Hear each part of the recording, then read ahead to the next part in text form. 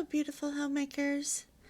Today I'm going to be reading from the first pamphlet of the original Fascinating Womanhood, Chapter 1, The 5 Stages of Winning a Man. And I want to encourage you that the pamphlets and chapters get better as time goes on, and each chapter builds on the principles of the previous chapter. And remember that it was written for single women, but married women can greatly benefit from what is taught in these little books as well. The 5 Stages of Winning a Man. The art of winning men is by no means new. From the earliest times when the tribal chieftain sought to win them to his leadership, the priest to his idols, and the prophet to his teachings, to the present time, when the labor leader seeks to win men to his unions, the politician to his party, and the merchant to his wares, this art has been the subject of persevering study. To no one, however, has such study been more absorbing than to the women. For as the world has always been and is now constituted, the weaker sex is obliged to depend upon man, not only for protection in time of danger, but for release from the seclusion of spinsterhood and for the joy of moving in her natural sphere, a household of her own. Yet the learning of this art, until very recent times, has been a rather haphazard affair. The only school was a school of experience, the University of Hard Knocks, where each lesson was obtained at frightful cost, and where mastery of the art in its more intricate phases could hardly be expected. The rough-and-ready knowledge acquired in this school may have been adequate in rough-and-ready times, but in these days of keen competition in everything, more accurate and more elaborate knowledge is necessary, where winning men is a developed art. As business is more highly competitive and more highly organized than other fields of endeavor, it is in business that the haphazard practices of winning men first became developed into a comprehensive art. Sales managers and advertising men, desiring to win men to their wares, their stores, and their institutions, devoted their entire lives to a study of the subject. Many acquired such proficiency that they could play upon men's weaknesses and peculiarities as a violinist would upon his violin, to produce any effect desired. Before long they found that, to win men, certain definite principles must be followed in a certain definite order, and they found, moreover, that no man is ever won until each and every one of these principles has been applied in exactly that order. There were, of course, hundreds of different ways of applying the principles, each applicable to different circumstances, but to the principles themselves and the sequence in which they were used, there was no exception. When comparisons were made, however, these principles, which businessmen imagined they were the first to discover, were found to have been known for thousands of years. Orators since the days of Cicero and Demosthenes, dramatists since the days of Aeschylus and Sophocles, and clever women since the days of Ruth and Rebecca, had resorted to them constantly. In every ancient book on rhetoric, oratory, or the drama, they were expounded and dilated upon. The orator had to win his hearers, the dramatist his audience, and the woman her suitors. In every case the problem was a problem of winning men, and in every case the principles by which it was solved were found to be alike. Applying the principles of human nature.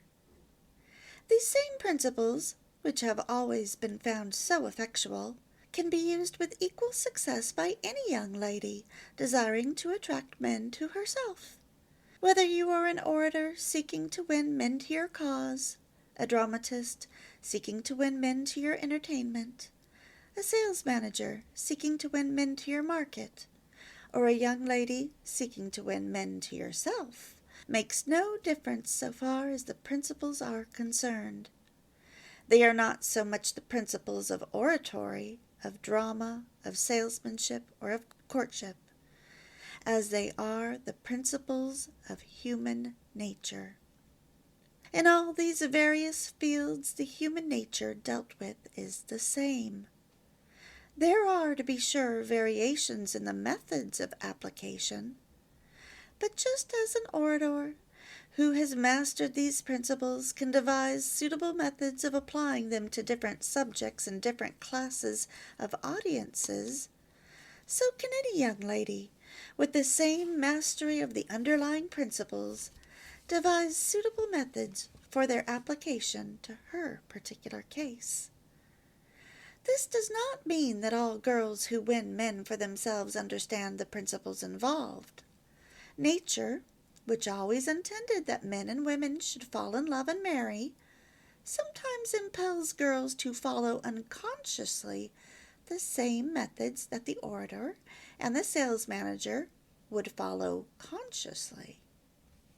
Such girls, who may well be looked upon as nature's favorites, apparently need no other guidance but their impulses and instincts. They always do the right thing at the right time, and every man they meet is more or less attracted. Other girls, though not so universally attractive, have their latent instinct for winning men aroused by meeting a particularly desirable man, when, to everyone's surprise, including their own, they suddenly blossom out and show every evidence of real charm.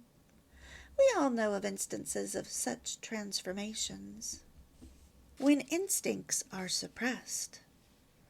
But there is a great army of girls, many of them both lovely and lovable, who cannot depend upon impulse and instinct for guidance in attracting men, either through a lifelong habit of diffidence or through an artificial culture that has made the suppression of their natural feelings habitual.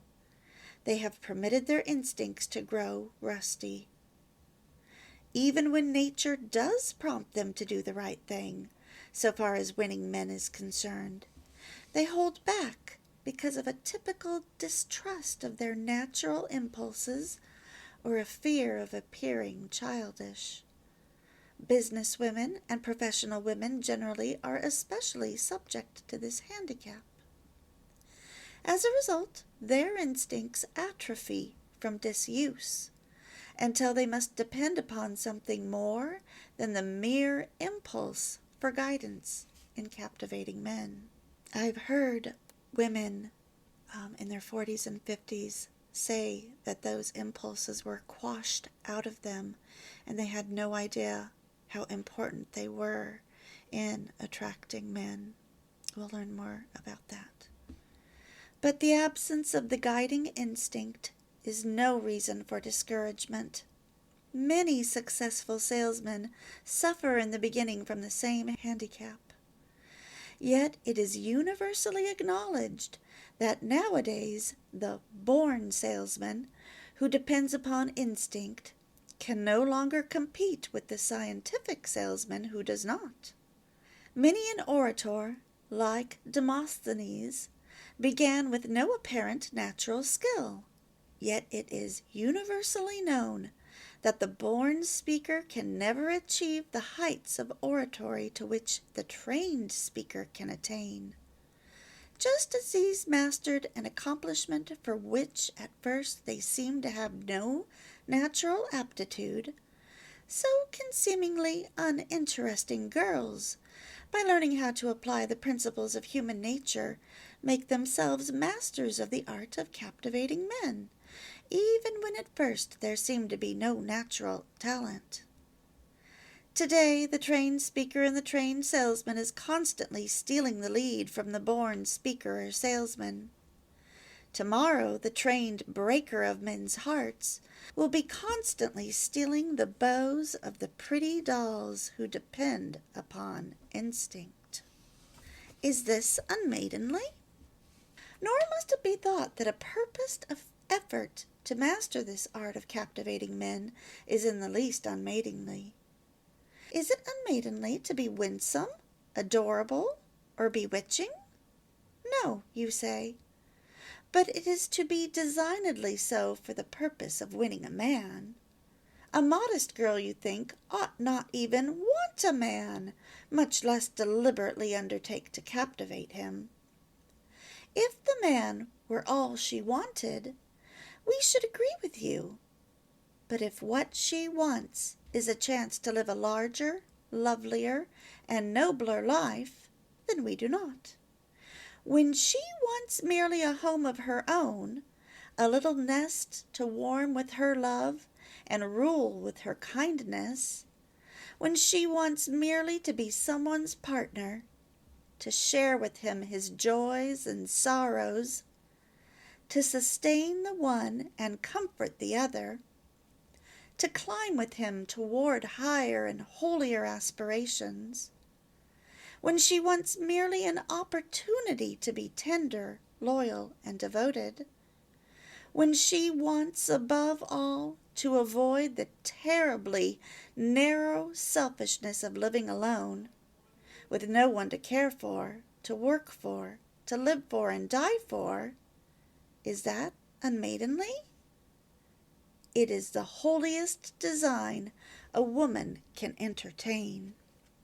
I'm going to pause the video here and start a new one to continue with this first chapter.